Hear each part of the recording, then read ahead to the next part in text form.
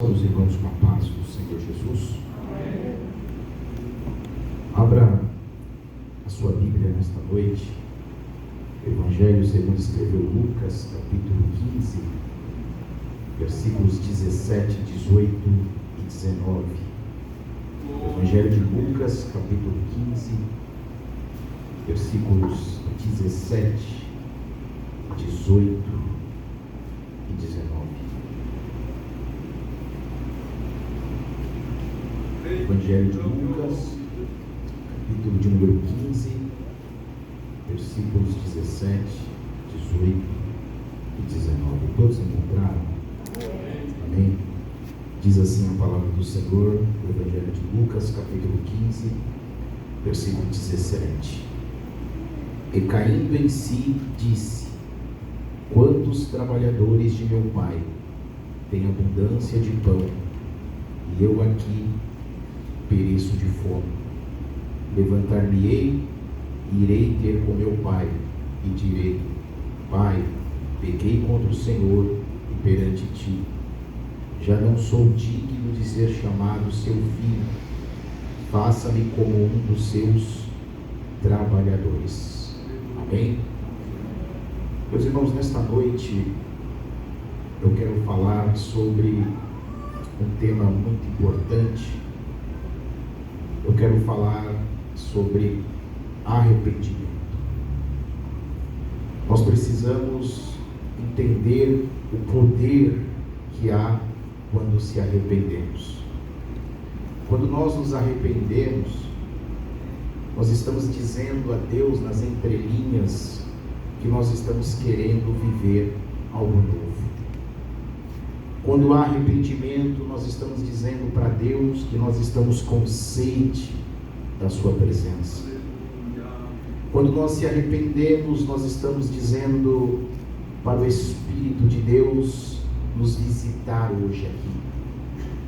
Quando nós nos arrependemos, nós estamos dizendo para o Espírito Santo de Deus arder dentro dos nossos corações.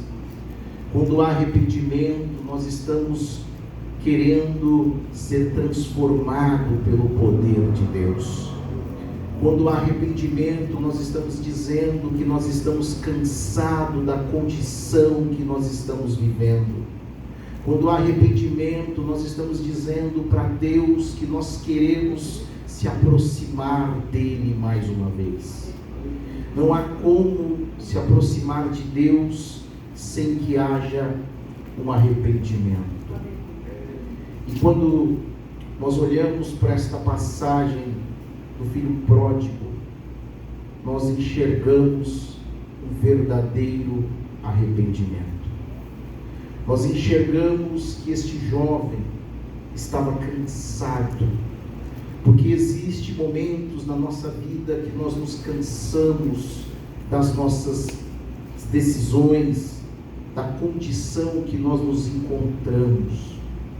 Existem momentos na nossa vida, existem momentos na nossa caminhada que nós se cansamos. Muitos de nós pensamos que o arrependimento é só naquele primeiro momento que nós temos contato com o Evangelho. Muitos de nós pensamos que arrependimento é apenas aquele dia que nós entregamos a nossa vida a Cristo e nós nos arrependemos, mas é aí que nós nos enganamos. Porque se nós observarmos a nossa caminhada cristã, nós chegaremos à conclusão que o arrependimento é necessário sempre quando surge algum obstáculo na nossa vida. Existem momentos da nossa caminhada que nós nos cansamos, sim. Existem momentos que nós somos deixados.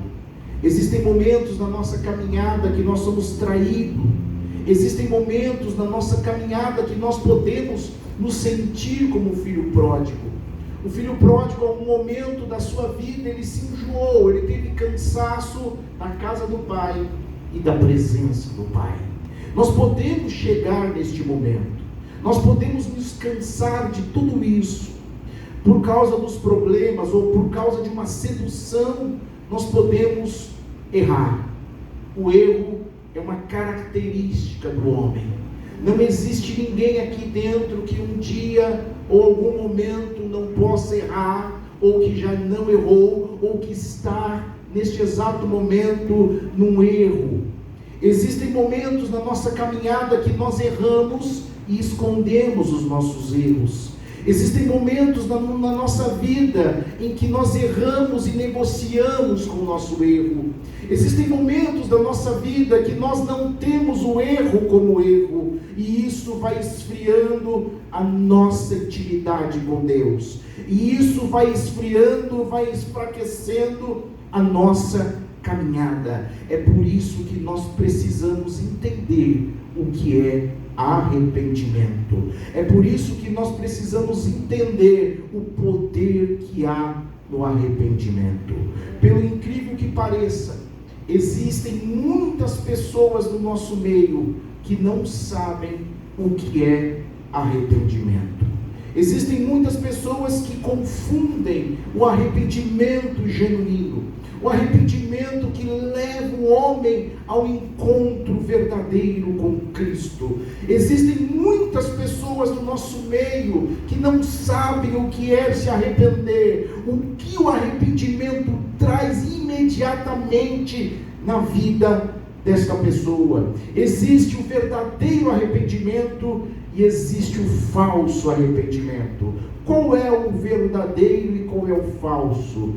O verdadeiro arrependimento é aquele ato que é proporcionado, que é impulsionado pelo Espírito Santo de Deus. É o Espírito de Deus que causa em nós este verdadeiro arrependimento, e através do pecador, que quando se arrepende, dentro dele causa-se uma humilhação no seu íntimo, gerando uma transformação no íntimo, no interior da pessoa, externando no seu exterior.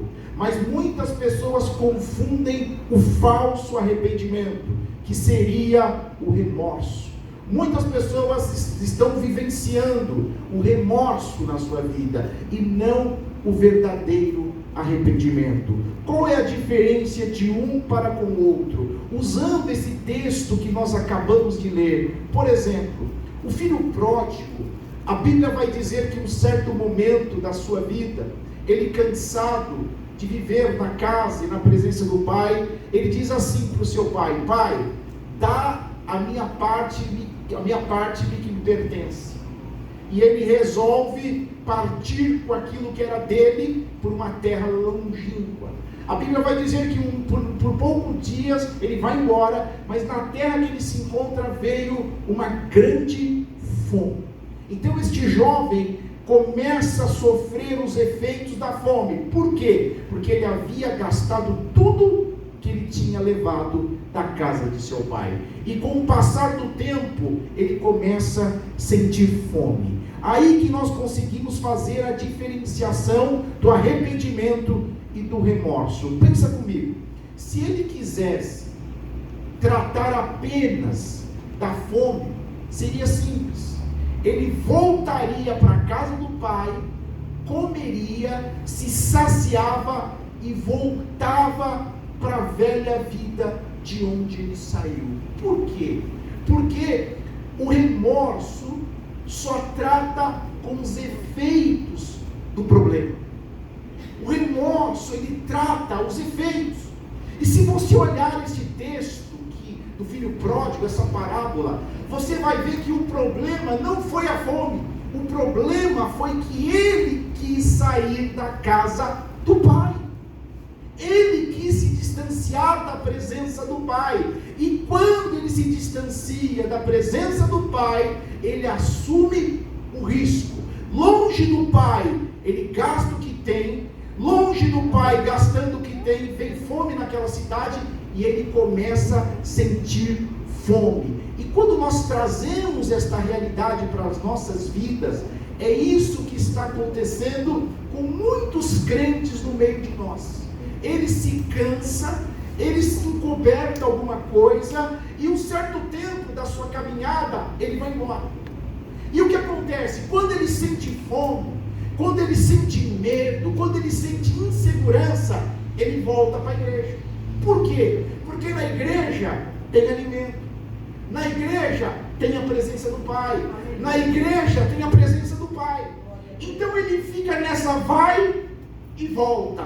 Nunca ele vai no problema que leva ele a se afastar. Sempre ele está tomando cuidado de cuidar os efeitos que levaram ele a afastar. Quando nós nos afastamos da presença do Pai, quando nós nos distanciamos da igreja, nós sentimos falta da adoração, nós sentimos falta da palavra, nós sentimos falta da comunhão. Mas quando nós sentimos essa escassez, a gente vem se alimentar. Então sempre nós estamos cuidando dos efeitos, nunca estamos indo na causa. E eu disse que quando há arrependimento, você trata com um problema. E qual era o problema do filho pródigo? Não era fome, era ausência e afastamento da casa do Pai. Então nós precisamos nesta noite, para que nós sejamos renovados, fortalecidos, cheios da sua presença, para que haja nesta noite a reconciliação, nós precisamos se arrepender, nós precisamos ir na causa. E qual era a causa do filho pródigo? Voltar para a casa do Pai.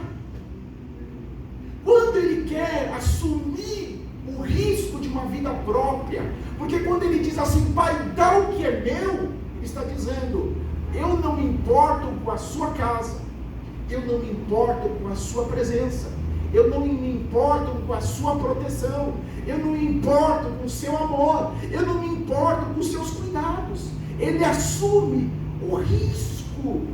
E quando nós assumimos o risco, e quando nós não entendemos o momento que nós estamos vivendo, por causa das nossas escolhas, nós estamos fadados à morte.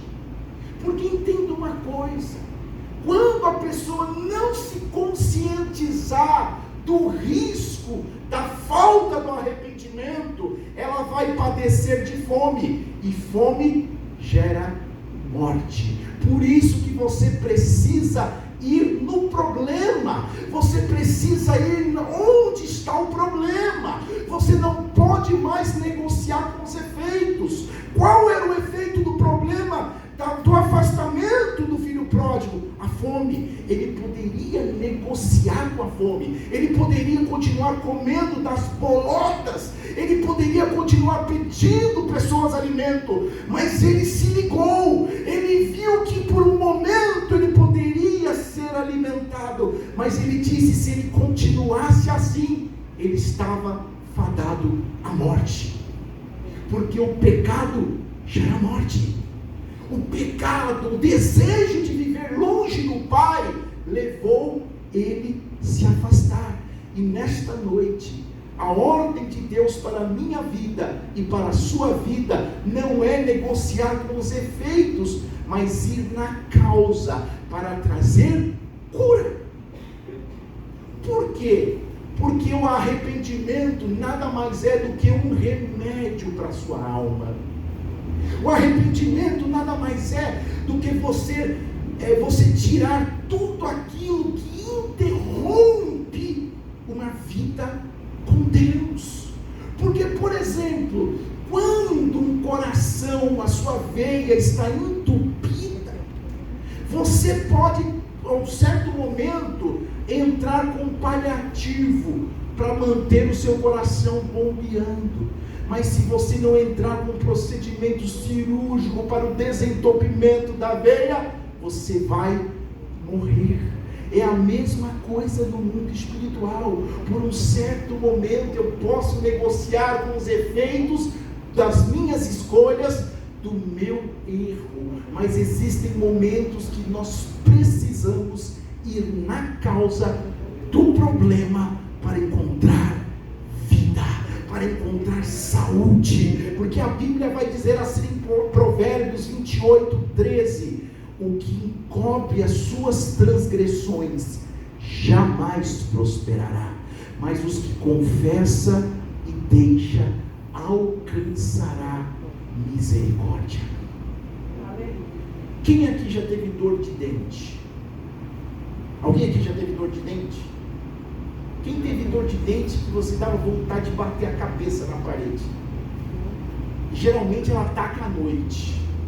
Hoje é mais comum, porque a gente tem esses dentistas 24 horas, mas lá para trás era difícil.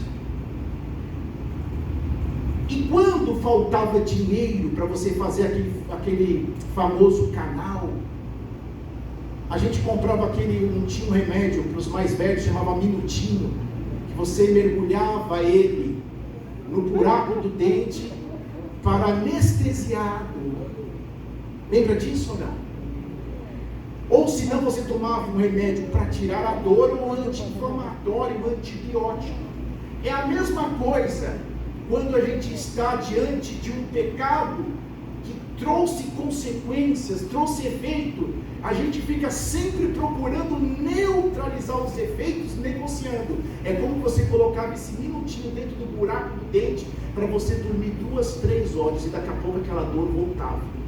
E quando nós nos arrependemos, nós não queremos o efeito, nós queremos ir no problema.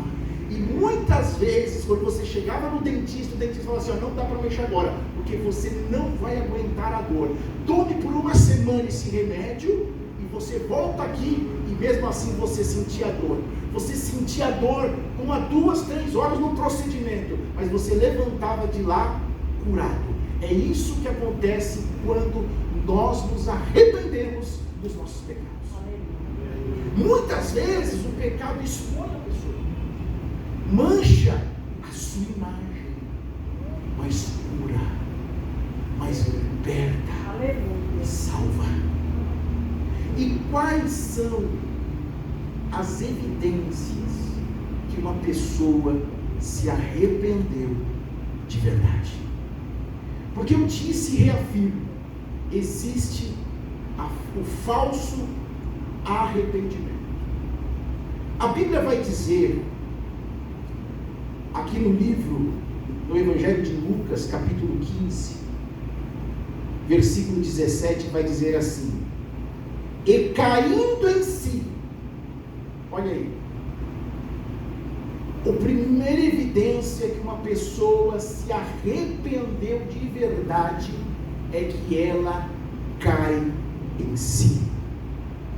O filho pródigo, ele caiu em si dizendo assim: eu não deveria ter saído da casa de meu pai, eu não deveria ter me ausentado da presença do pai. A primeira evidência que a pessoa se arrependeu é quando ela cai em si. E eu disse que o arrependimento é uma obra do Espírito Santo de Deus. E a Bíblia diz que o Espírito Santo convence o homem do pecado, da justiça e do juízo. Então, quando eu me arrependo, eu caio em si. E você sabia que a maior dificuldade do homem, todos que estão aqui, do maior ou do menor, do mais novo ao mais antigo de evangelho, é reconhecer os seus próprios erros. É muito mais fácil para mim reconhecer o seu erro. É muito fácil para mim achar erro em você. Seria muito mais fácil para o filho pródigo dizer assim: o problema da fome não é a minha escolha, mas a terra que está passando um grande momento de escassez. É difícil reconhecer quando nós erramos. E para que haja arrependimento verdadeiro, é necessário que você olhe para dentro de você. Quando você começar a olhar mais para você e menos para as pessoas, você vai reconhecer mais erros dentro de você. Quando nós passarmos a olhar para dentro de nós, nós vamos reconhecer o quanto precisamos da graça de Deus. Quando eu passar a olhar mais para mim, eu vou reconhecer o quão pecador eu sou. Quando eu passar a olhar mais para dentro de mim, mais para perto de Deus eu vou, porque eu sempre vou achar erros. Por que não achamos erros em nós e achamos nos outros? porque estamos olhando pouco para isso. O filho pródigo, no momento da sua vida, olha que coisa interessante. Existem duas formas de você olhar para você.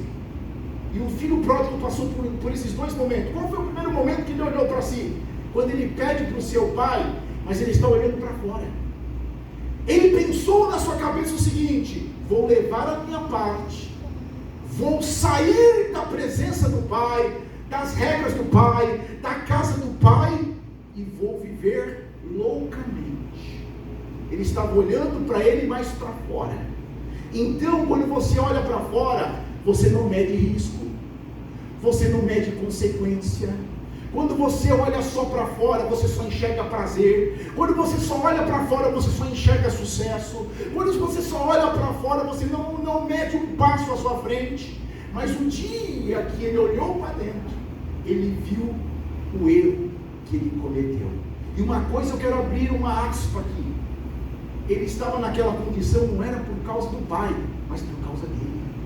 Tem muitas pessoas que estão passando momentos difíceis e ficam falando que é Deus ou o diabo. É você.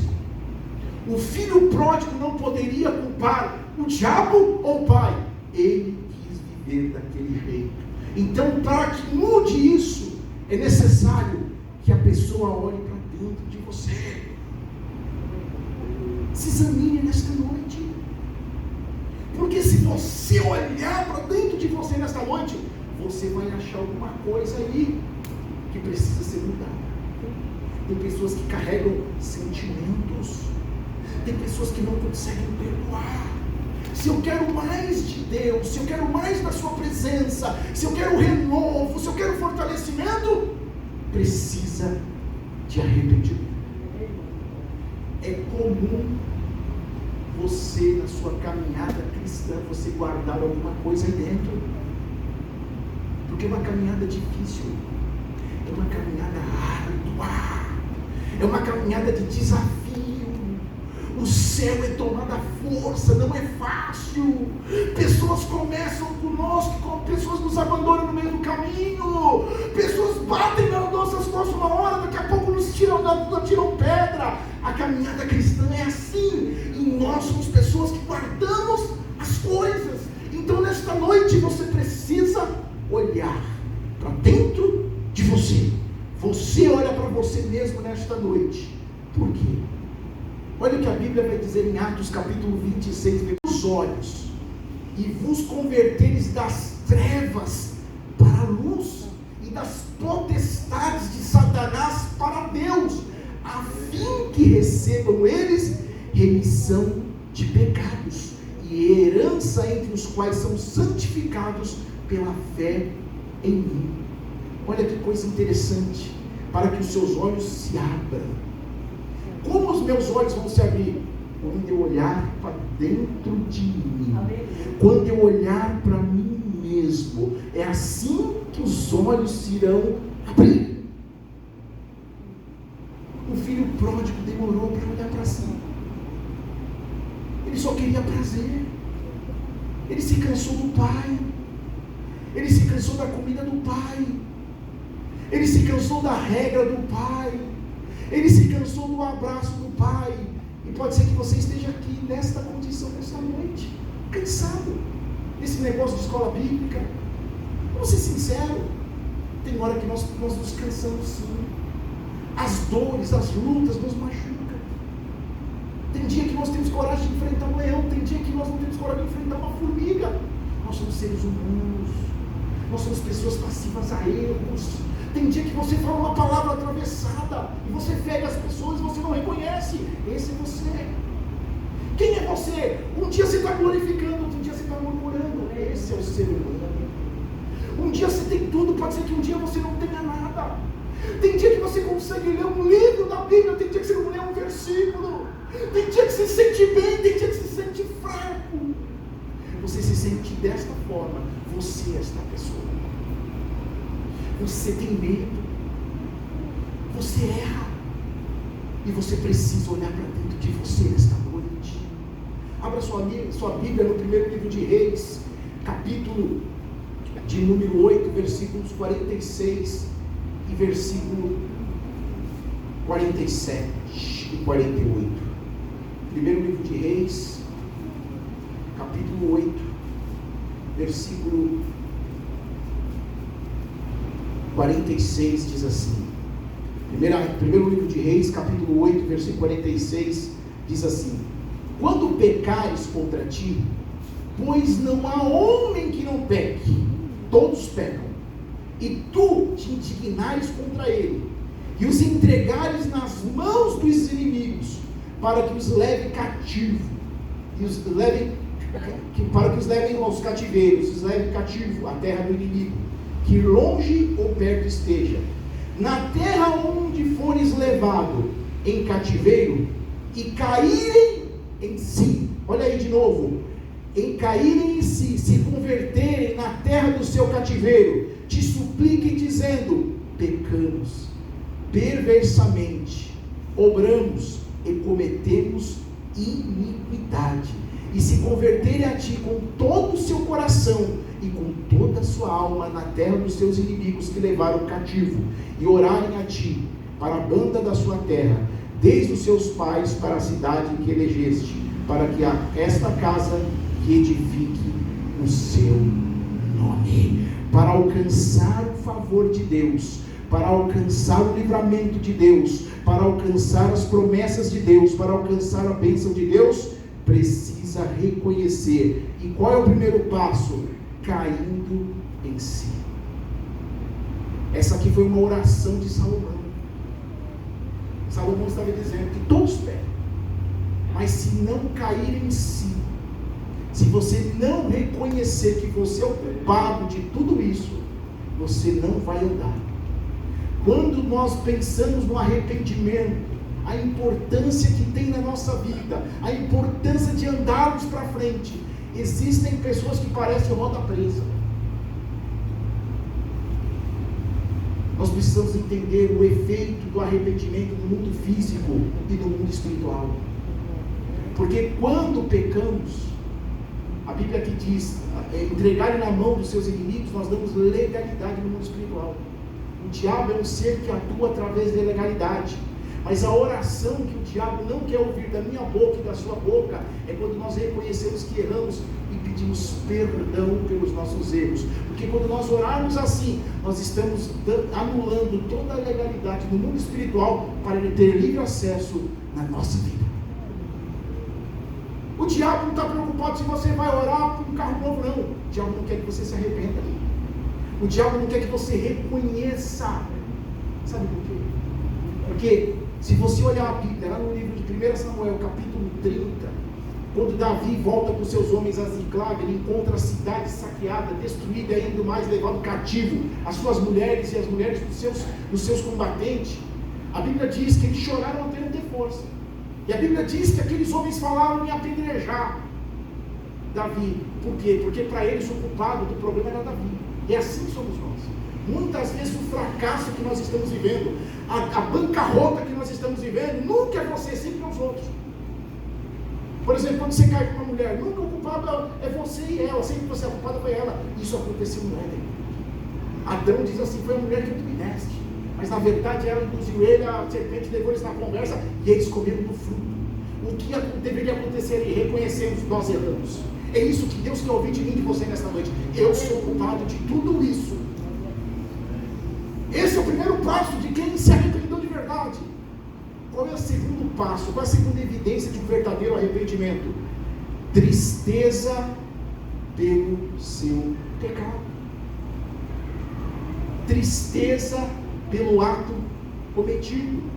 Lucas capítulo 15, versículo 17. Continuando. E caindo em si disse: quantos trabalhadores de meu pai têm abundância de pão, e eu aqui perecendo de fome. Olha uma evidência que a pessoa tem que ter quando ela se arrepende: tristeza pelo pecado cometido.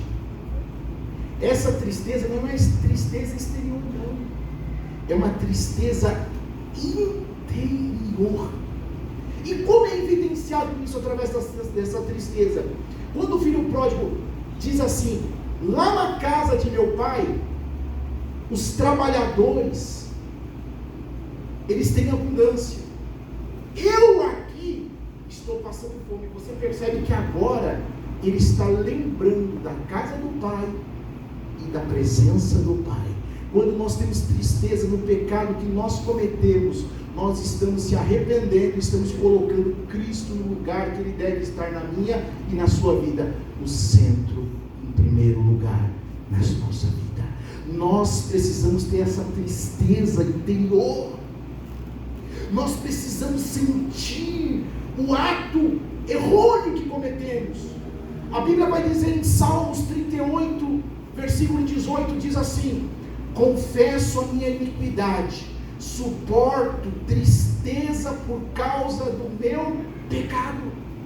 O salmista está dizendo que ele confessa, mas ele estava triste por causa do seu pecado. E quando essa tristeza interior, Salmo 126, versículo 5 diz assim: os que com lágrimas semeiam, com júbilo ceifarão. O seu pecado, quando você reconhece o seu erro, você precisa chorar. Não chorar apenas aleatório, mas chorar de um arrependimento, aquele choro que lava a alma, aquele choro que vem de dentro para fora, aquele choro que você sente o efeito, que você se distanciou e você começa a sentir essa tristeza. Existem muitas pessoas que eles falam do seu pecado com saudação. Tem pessoas que dizem assim, ele começa na caminhada cristã e fala assim: rapaz, quando eu era mestre, sai porta-bandeira da escola de samba, minha vida era diferente. Quando eu bebia, quando eu fumava, quando eu me drogava, eu me sentia mais feliz. Quando eu roubava, quando eu era ladrão, eu tinha tudo, hoje eu não tenho nada. Então você percebe que eles têm saudades, saudação da vida velha. Quando nós nos lembrarmos da vida velha, tem que ter repúdia. Você pode ter certeza que você não tem o que você tinha, mas você tem a presença do Altíssimo na sua vida. Isso que tem que acontecer no verdadeiro arrependimento. Isso passa em reconhecer a tristeza, mas essa tristeza passa. Por que passa? Porque quando nós nos arrependemos, nós rompemos tudo aquilo que impede, tudo aquilo que dá legalidade ao pecado, e em seguida, imediatamente, há um alívio na alma. Existem coisas que nós fazemos, às vezes fala uma coisa mínima, às vezes a gente fala atravessado com alguém e aquilo começa a fazer mal, você não se sente bem, mas aí à noite você dobra o seu joelho e você fala: Senhor, me perdoa. Você acaba ligando para a pessoa, você não sente um alívio, você não sente paz no seu coração, você não sente um alívio na alma. É isso. Significa que aquilo que interrompia este relacionamento está resolvido. Por exemplo, quem é casado, às vezes você briga, e a Bíblia diz que você não pode deixar pôr o sol, você não pode deixar o dia virar. Quando você errou com ela, vocês brigaram, e a Bíblia diz que você dois se tornam uma só carne. Se você é uma só carne, se você tomar um beliscão na perna, você sente.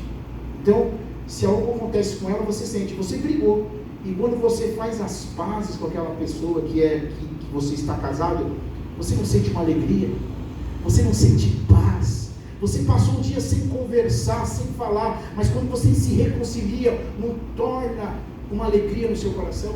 É a mesma coisa quando nós nos arrependemos do nosso pecado, nós sentimos paz em Deus, nós sentimos que aquilo que nos separava trouxe alegria para o nosso coração, e é isso que acontece quando nós nos arrependemos. Você não fica triste quando você está brigado com a sua família? Sim ou não? Você não se sente bem, porque se você brigado, você se sentir bem, tem algum problema aí, tem alguma coisa errada. Se você está brigado com quem você ama e você se sente bem, você não sente nada, você não fica incomodado, tem algum problema. É a mesma coisa com Deus. Se você tem vida com Deus, se você tem vida de oração, e você pecou, e você não tem pressa de se arrepender para voltar a ter comunhão, intimidade, tirar aquilo que está interrompendo, tem alguma coisa errada aí. É assim que funciona. Outra evidência que a pessoa se arrependeu? A confissão do pecado, a confissão do erro. Olha o que diz a Bíblia, Lucas capítulo 15, versículo 18, diz assim: levantar-me-ei. Olha que coisa interessante, o pecado nos derruba, o erro nos deixa no chão.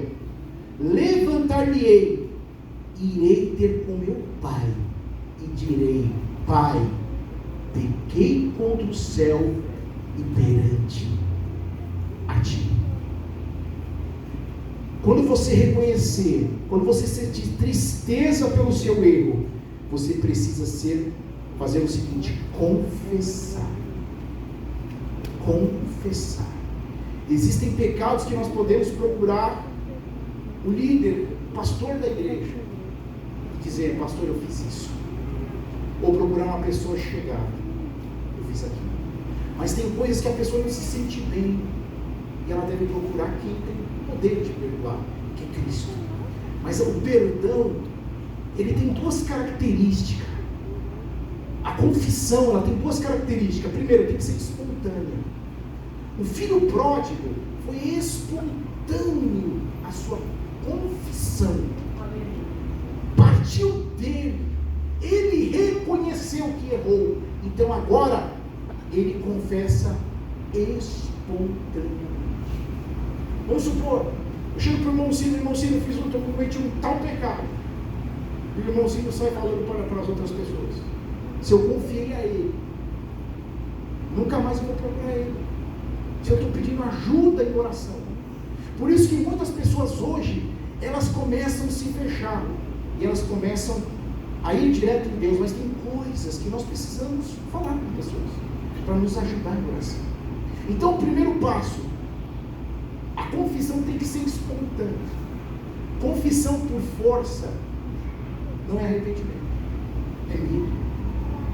Quando eu confesso espontaneamente, eu não estou com medo da consequência.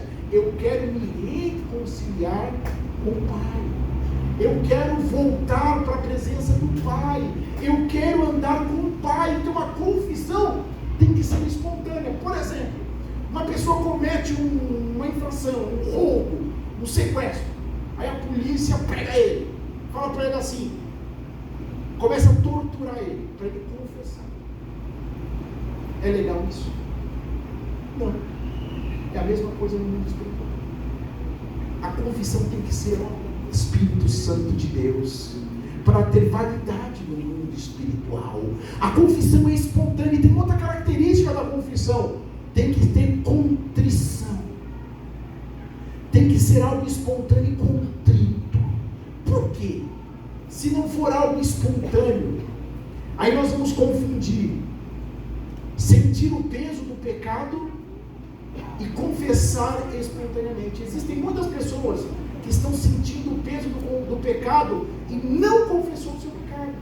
Onde está isso? Salmos 38:4. Olha o que diz: pois já se elevam acima da minha cabeça as minhas iniquidades, como fardos pesados excedem as minhas forças.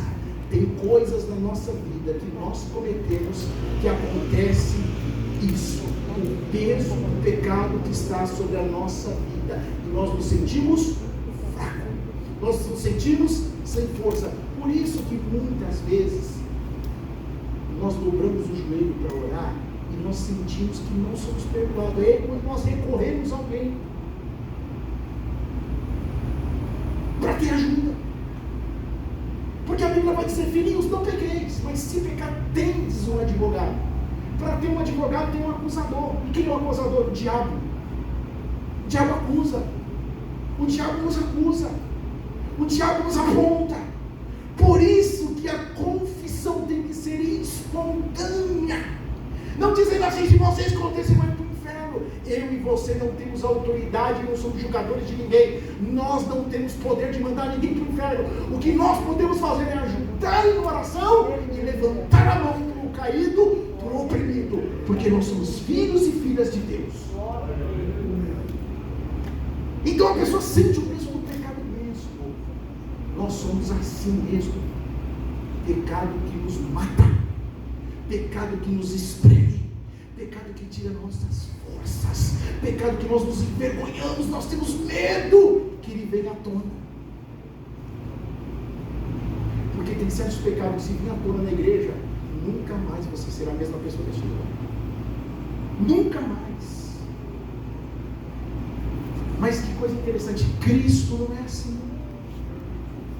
Cristo não é assim. Existem muitas pessoas que se encontram com o salmista.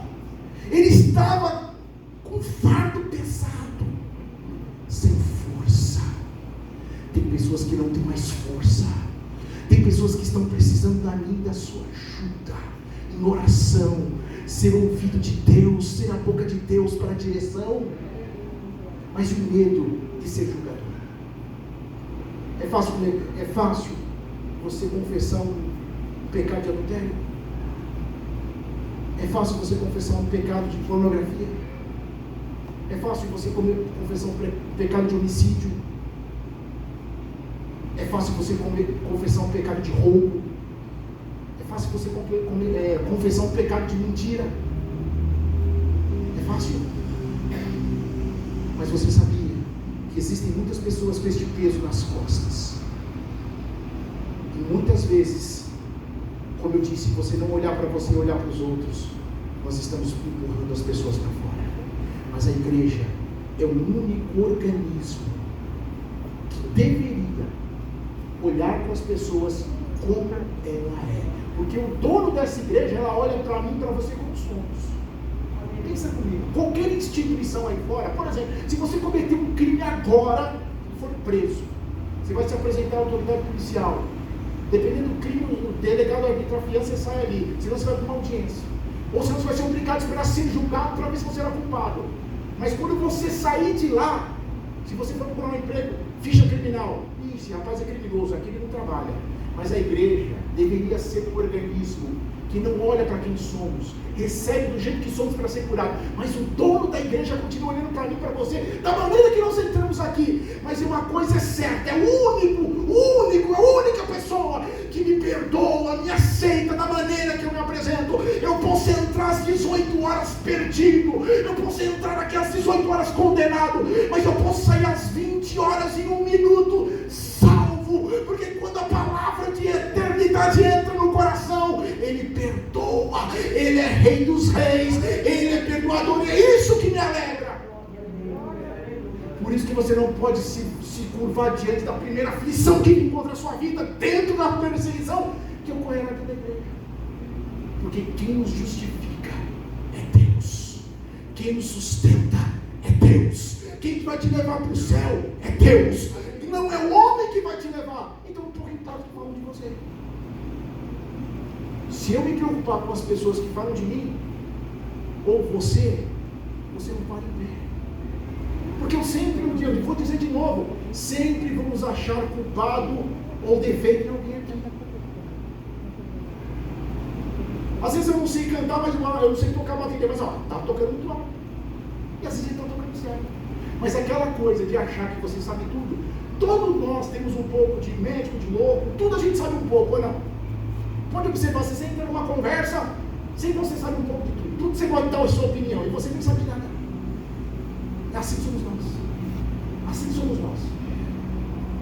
Eu tenho aprendido na minha atuação como advogado, sempre ouvir as duas partes. Nunca tomar parte, mesmo que eu estou na parte da defesa, nunca tomar partido, tem que ouvir as duas partes.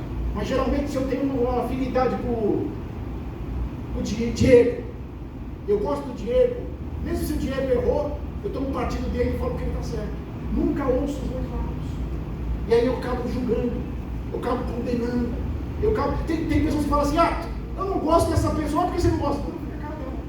Nunca conversou com a pessoa, não conhece a história da pessoa, e começa a espalhar fake news, começa a espalhar coisas erradas da pessoa. Assim somos nós. Assim somos nós com o pecado. Imagine, quanto mais alto você sobe, e dependendo da queda que você tem, você traz pessoas junto com você, e vão hiper aumentar o seu pecado. Aí eu te digo uma coisa, tem alguém aqui que não pode pecar? Tem alguém aqui que não pode errar? Tem alguém aqui que não pode cometer o mesmo erro que eu cometi? Não. Então, quando alguém pecar, tem que olhar de misericórdia para esta pessoa. Quando essa pessoa errar, tente entender porque ele errou. Tente ajudar, tente estender as mãos. Meus irmãos, nós estamos vivendo os últimos dias da igreja na terra. Nós estamos como aquele viajante preparando a mala para um dia de viagem. Nós estamos prontos para viver a eternidade, mas nós estamos preocupados em viver quem é mais santo, quem é mais digno, quem é melhor. Pouco importa isso. Eu quero entrar no céu de glória. Eu quero entrar nos portões eternos. Se o arrebatamento da igreja for exatamente agora, ou nesta madrugada, eu quero acordar no céu. Eu quero fazer parte desta igreja. Nada pode impedir a sua salvação. Então, se você não gosta de mim, quem está perdendo é você. Se você não gosta do outro, quem está perdendo é você. Vamos viver na comunhão. O nosso negócio é o céu. O nosso negócio é Cristo. Existe diferença entre sentir o peso do pecado, mas existe diferença de você confessar o pecado. Todos que estão aqui, um dia confessou um pecado. Pode ser para mim pequeno, pode ser médio para você, pode ser grande, mas todos nós confessamos.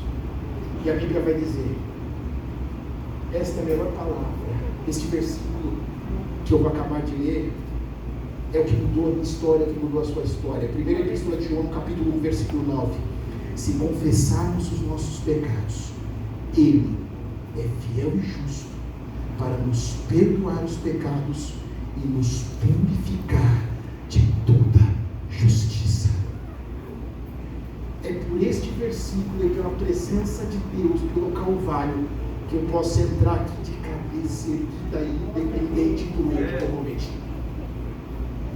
Torno a dizer, pouco importa se você gosta de mim, pouco importa se eu te agrado, mas esta palavra, este versículo, se confessarmos o nosso pecado, Ele é justo, é Ele que perdoa. Graças a Deus que a igreja não é de homem nenhum. Ele poderia ser o homem mais perfeito, mais honesto da terra, mas ele iria achar um erro em você. Graças a Deus que a igreja é de Cristo. Então tem uma palavra de Deus para a sua vida. Não sei o que você fez, não importa o que você fez, não importa o que você está fazendo, mas eu tenho uma palavra de Deus para a sua vida. Se confessarmos os nossos pecados, Ele é justo e fiel. Então entre aqui de cabeça erguida, meu irmão. Entre aqui de cabeça erguida, entre à vontade, porque é Ele que perdoa pecado. Já estou indo para o fim. Quarta evidência que a pessoa se arrependeu. Ela tem vergonha do pecado cometido. Lucas capítulo 15, versículo 19. Olha o que ele diz: já não sou digno de ser chamado teu filho, faz-me como um dos seus trabalhadores. Olha que coisa. No início da parábola, ele era tratado como filho. Dá o que é meu. Olha a arrogância, olha a prepotência, olha a soberba. Eu vou para uma terra distante. Agora, ele viu que ele errou. Ele viu que estava passando fome porque ele saiu da presença do Pai. Ele ficou triste. Ele confessou que pecou. Ele confessou com a sua boca. E agora, ele não quer voltar como filho. Ele não está importando o título que ele leva. Agora eu posso voltar para a sua presença, para a sua casa, como qualquer trabalhador. Mas olha que coisa interessante. Assim somos nós. Se você discorrer o texto, agora o pai vai ter problema com o filho mais velho. O filho mais velho não se alegra com a volta do filho mais do irmão. E o interessante que eu vou ler aqui para encerrar, olha que está aqui, versículo 20. E levantando-se foi para teu pai, e quando ainda estava longe, viu seu pai, e se moveu de íntima compaixão. Olha o que o pai fez, correndo, levantou-se ao pescoço e beijou. E o filho disse: pai, pequei contra o céu e perante a ti, não sou digno de ser chamado teu filho. Mas o pai disse ao seu servo: trazei depressa a melhor roupa, pondo-lhe um anel na mão e sandália nos pés, Traz-me um bezerro cevado, matai-o e comamos e se alegramos, porque este meu filho, meu Deus, ele não queria ser tratado como filho, mas o pai esperava ele como filho. Olha que coisa gloriosa. Por isso que eu estou pouco me importando, eu pouco estou me importando do que falam, do que atacam, não se importa com isso, porque o pai, o nosso pai, nos tem como filho. Olha que coisa linda. E começaram a se alegrar. Agora, o arrogante, dai o que é meu, ele volta humilde. E eu garanto uma coisa aqui: nunca mais esse filho vai querer se ausentar uma hora da presença do pai. Sabe por quê? Porque longe do pai ele viu o sofrimento, ele viu o desprezo, ele comeu das bolotas, mas agora ele enxerga que o melhor lugar é na presença do pai. O melhor lugar é na casa do pai. Se você dissesse para mim aí qual o melhor lugar que você indicaria para você estar agora, muitos estariam querendo estar em Maresias, outros queriam estar nas Ilhas Maldivas, mas eu falo para você, você está no melhor lugar, na casa do pai. Sabe por quê? Porque na casa do pai ela pode ser a mais simples que for.